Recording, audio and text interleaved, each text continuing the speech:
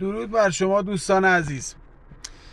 برای اینکه ما بفهمیم ماشینمون دیسک صفحه داره یا نداره یا ضعیفه، ما باید یه تستی رو روی ماشینمون انجام بدیم. برای این کار چی کار میکنیم؟ ماشین رو روشن میکنیم، بدون اینکه گاز بدیم یا کاری بکنیم کلاج رو میگیریم، دنده 2 یا 3 قرار میدیم دنده رو و آروم به صورت معمولی کلاج رو ول میکنیم. چجوری عمل کلاج میکنید موقع حرکت کردن؟ همون کار رو انجام میدیم.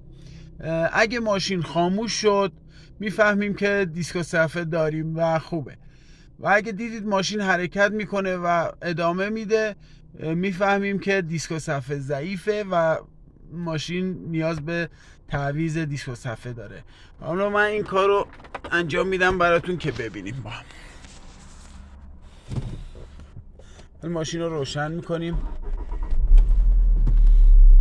دنده رو در حالت دنده 2 قرار میدیم،